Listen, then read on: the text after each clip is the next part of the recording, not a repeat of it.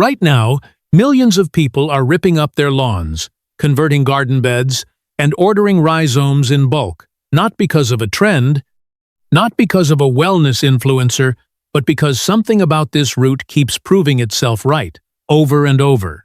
In labs that didn't believe in it, in bodies that had run out of other options, in cultures that never stopped using it while the rest of the world was distracted. This is not a spice story. This is the story of the most studied plant compound on the planet, and we're just getting started. Here is how this works. Turmeric is not magic. It is chemistry. The root contains a group of bioactive compounds called curcuminoids, and the most powerful of them is curcumin. That single molecule is responsible for the majority of what turmeric does in your body. It modulates inflammation at the molecular level, crosses the blood-brain barrier, interacts with over 160 different biological pathways, and has generated more than 15,000 peer-reviewed studies, making it one of the most scientifically investigated natural compounds in existence. Here is the system this video follows.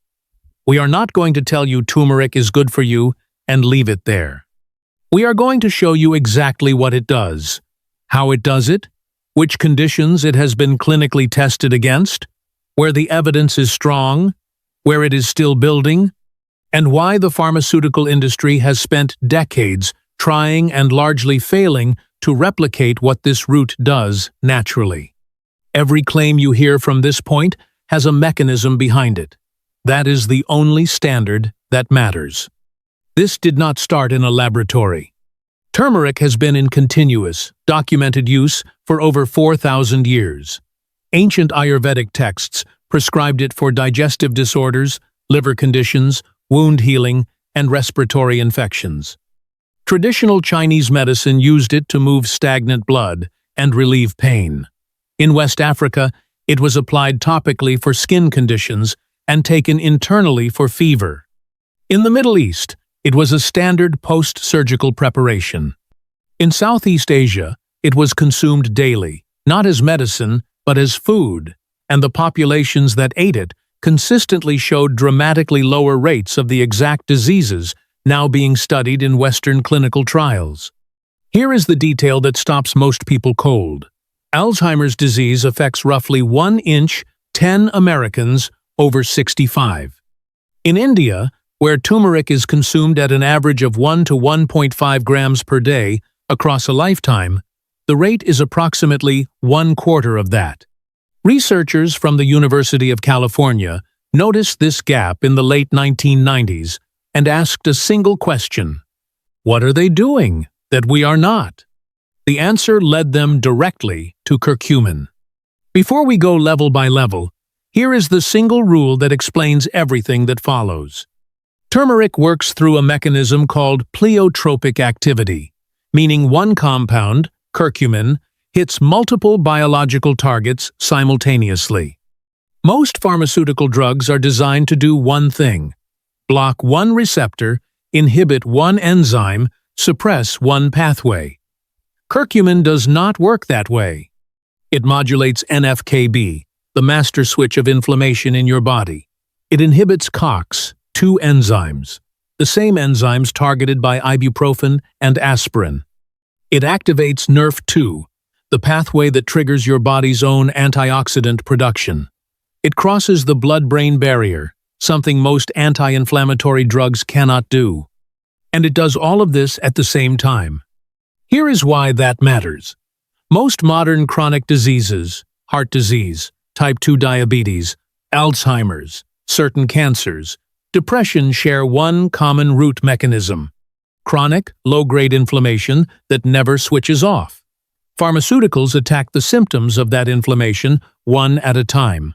Curcumin attacks the switch. That is the framework. Every benefit you are about to hear traces back to that single mechanism. Once you understand it, this stops being a list of health claims and becomes a map of one molecule doing an extraordinary number of jobs at once. Level 1. The kitchen level. Digestion and daily use. This is where most people start. Turmeric in food. A pinch in rice. a spoon in soup, a dash in scrambled eggs. At this level, the doses are low, typically under 200 milligrams of curcumin per serving, and the effects are real, but gradual. What is happening in your body? Curcumin is stimulating bile production in the gallbladder, which improves fat digestion and reduces bloating. It is suppressing the inflammatory signals that cause irritable bowel symptoms. It is coating the gut lining with mild antimicrobial and antioxidant activity. A 2006 clinical trial published in Clinical Gastroenterology and Hepatology found that patients with quiescent ulcerative colitis who took curcumin supplements had a relapse rate of just 4.7% over 6 months, compared to 20.5% in the placebo group. At level 1, you are not treating disease. You are building a foundation that makes disease less likely to take hold.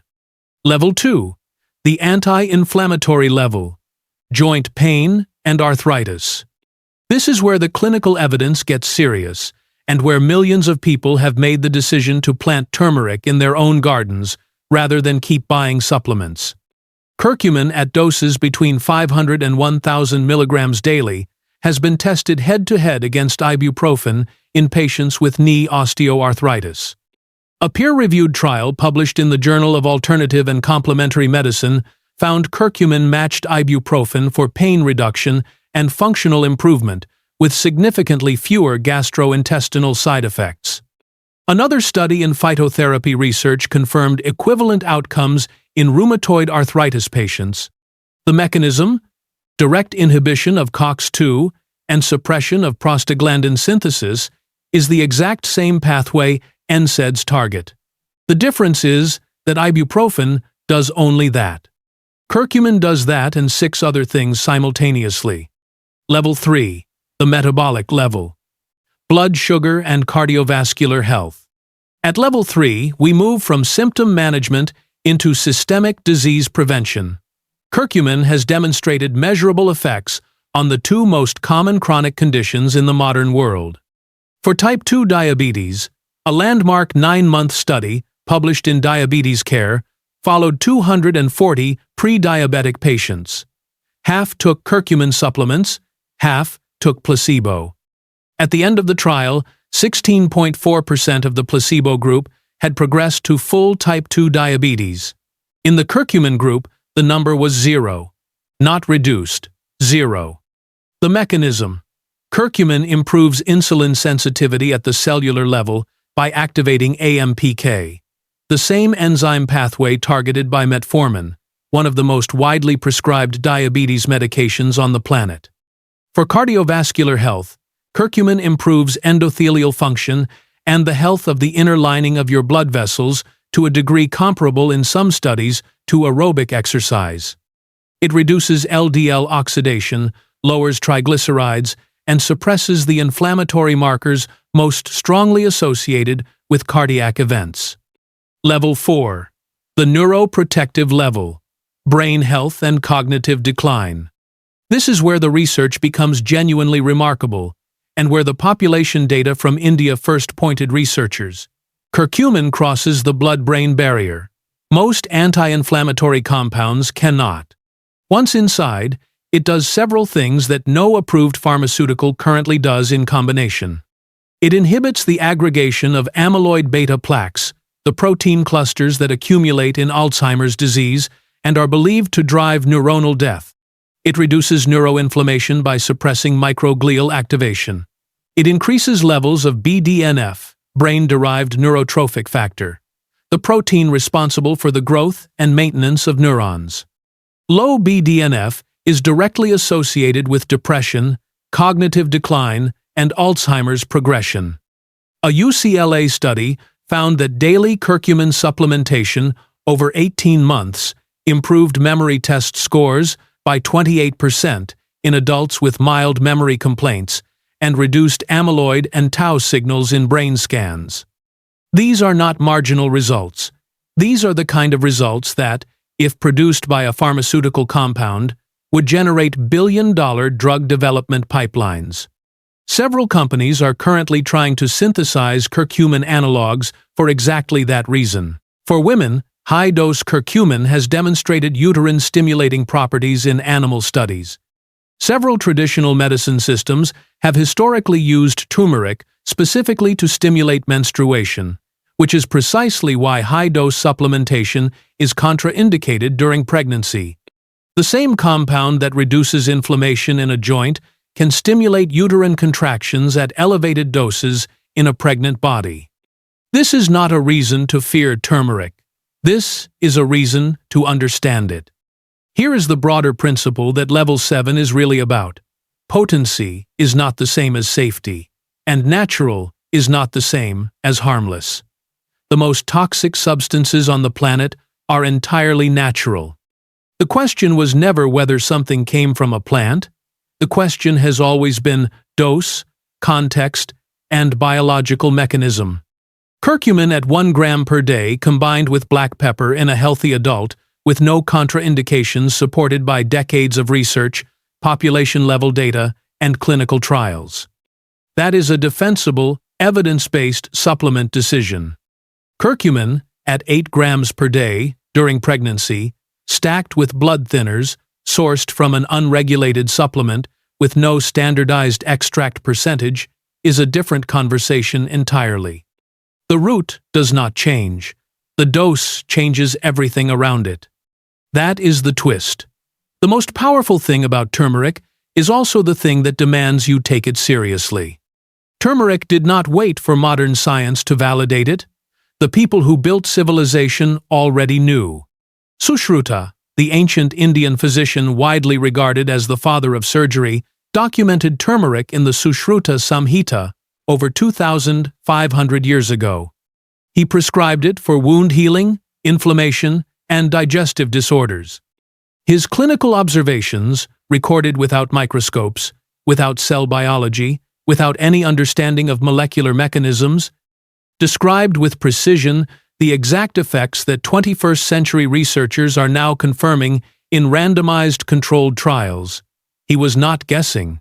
He was observing outcomes across thousands of patients over decades of practice and writing down what he saw. Avicenna, the 11th century Persian physician, whose canon of medicine was the standard medical textbook in European universities for over 600 years, listed turmeric as a treatment for liver disorders, jaundice, and digestive weakness. Modern hepatology research has since confirmed that curcumin protects liver cells from oxidative damage, reduces liver enzyme elevation in non-alcoholic fatty liver disease, and supports bile metabolism. Avicenna did not have a biochemistry degree. He had 1,000 years of accumulated clinical observation handed down through a living medical tradition. He was right. Marco Polo documented turmeric during his travels through India in 1280, and noted with astonishment that the local population used a root that possessed the color and some of the properties of saffron, but was entirely different, and far more widely available. He was watching an entire civilization self-medicate with a compound that would not be isolated and named curcumin until 1815 by German researchers Vogel and Pelletier. Queen Elizabeth I of England never tasted turmeric without knowing it. It was used as a cheap saffron substitute in English cooking from the 14th century onward, coloring broths and rice dishes across the country. The population consuming it had no idea they were taking an anti-inflammatory. The anti-inflammatory did not require their awareness to work. The pattern across every culture, every century, every continent is identical. People used this root, observed that it worked, kept using it, and passed the knowledge forward. Modern science did not discover turmeric. It finally caught up to the people who never stopped using it. Here is the fact that reframes everything on this list. Turmeric is not a supplement. It is a crop. You can grow it in a pot, on a balcony, in a garden bed, in a greenhouse, in a bucket of soil on a rooftop. The rhizome you plant multiplies underground and returns a harvest several times its original size within 8 to 10 months. Every single benefit discussed in this video, every clinical trial, Every mechanism, every level, is accessible to anyone willing to put a rhizome in soil and wait. That is why millions of people are planting it again, not because it is trending, because it is theirs. The final level, the one that changes the question entirely. Turmeric is not the most powerful thing about turmeric.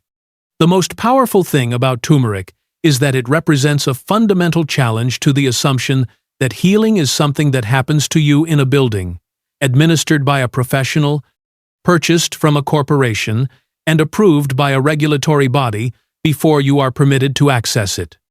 Every civilization that used this route did so because the knowledge was common. It belonged to everyone. The farmer knew it. The mother knew it. The village elder knew it. It was not proprietary. It was not patented.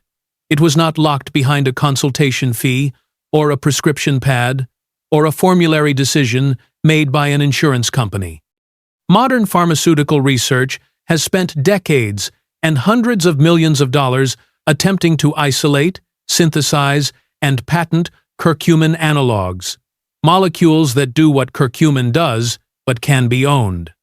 As of today, every attempt to produce a synthetic curcumin derivative that outperforms the natural compound in human clinical trials has failed.